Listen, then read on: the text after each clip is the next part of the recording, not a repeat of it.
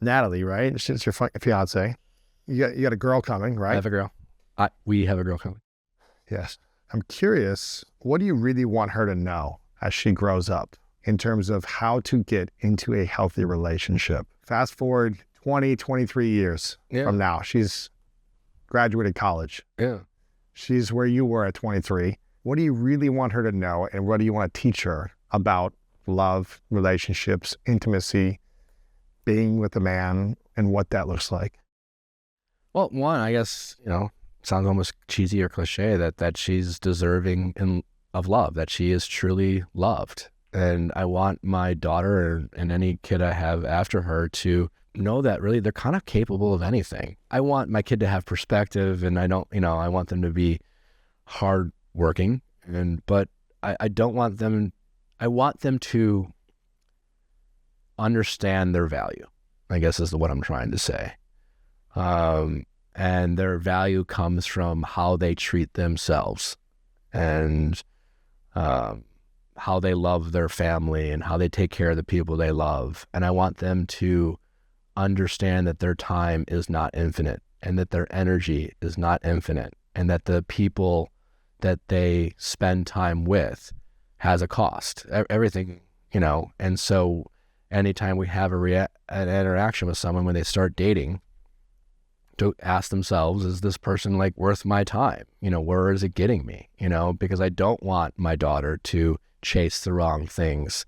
And I don't want my daughter to feel like she is not enough or that there's something inside that's missing. And instead of seeking out love that's going to make her feel content and safe and valued, I don't want her to go out there and chase something that just fills a void that she thinks she has, so I hope to give her enough love and make her feel valued. And I want her to value hopefully the hard work she puts into whatever it is she wants to do or create, to know that her time is special and to not waste that on people who aren't going to prioritize her, who might use her and things like that. And also to, respect the people around her and respect their time. If she's going to expect people to value and prioritize her, then she has to be willing to do the same for those people as well. I hope I answered your question. Yeah, sometimes you ask a question, I just ramble. We're both not fathers yet. So maybe you don't have the answer to this, but how do you think a father can teach their daughter how to feel loved and valued without needing a toxic man to chase them? Well, I think it is just giving them that love and attention.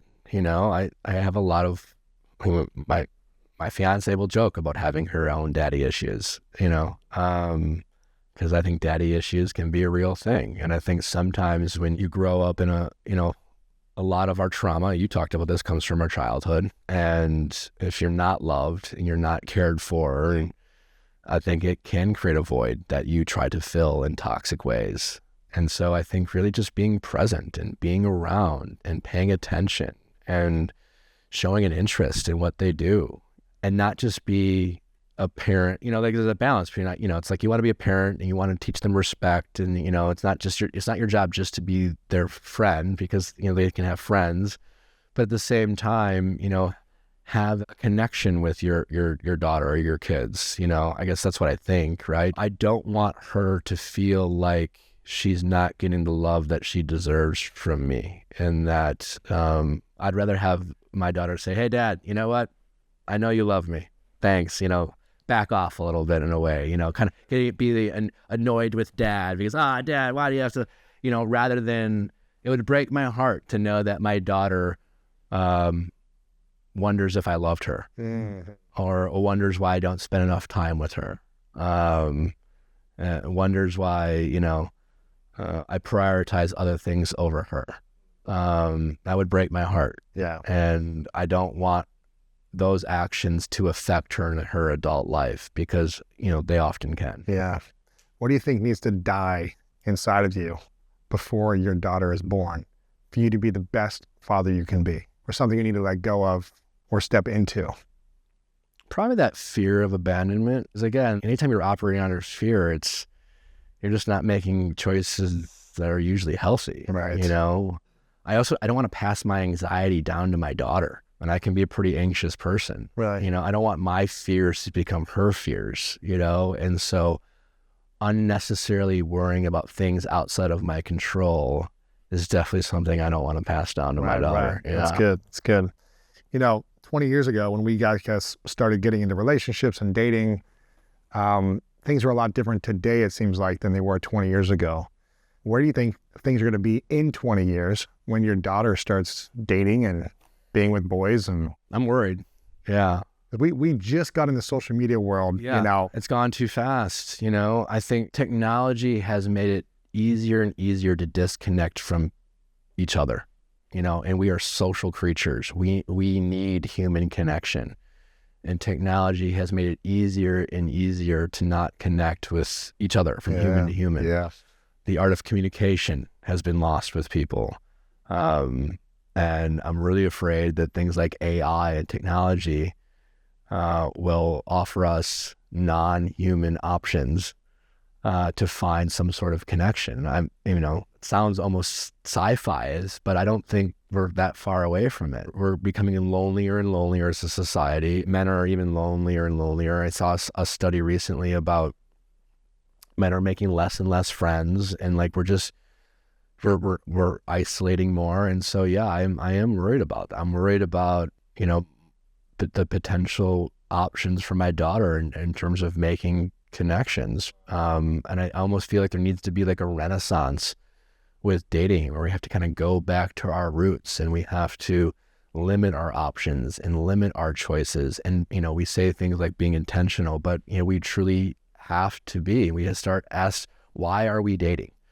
You know, what you know, people go out and date, and it's like, well, why are you doing it? Now we have this kind of hookup culture, you know. It's just like, I'm in my 20s, I'm going around and hook up with people. And listen, I'm not here to shame anyone if they want to go out and have some sex, but like, just be honest with yourself about what you're doing. Right. You know, and if you're really focused on meeting someone who's right for you, then you maybe have to reflect on maybe your past choices and, you know, who are the people you're choosing to go on dates with? You know, is it the person that will, you know, really give you that ego fix because you think they're really good looking or have a certain type of job or they have a certain type of value that you think that if you were able to land that person, it will make you feel special. And you have to start thinking about, how is this person going to make you feel? How are you going to be able to connect with this person on a daily basis? Is this someone who is willing every day to prioritize your connection? Because that's the thing, and that's something Natalie and I really focus on. And it's really helped us in our relationship, because like, I think sometimes I used to do this. You get in a relationship and it's like, oh, I really like you. You know, like, will you be my boyfriend? Will you be my girlfriend? Yeah. And then you decide, I was like, oh, I like this person. And most of the time when we date, once we meet someone we like and we decide we like them, or we realize we like them, we actually stop getting to know them. You know, it's like, oh, now I like you. And now I have to just keep making sure you like me. Instead of realizing, well, even though we like each other, there's a lot to learn about each other, and you're going to grow as a person, I'm going to grow as a person, and ask myself, how connected are we? You know, because that's a tangible thing that we can actually measure.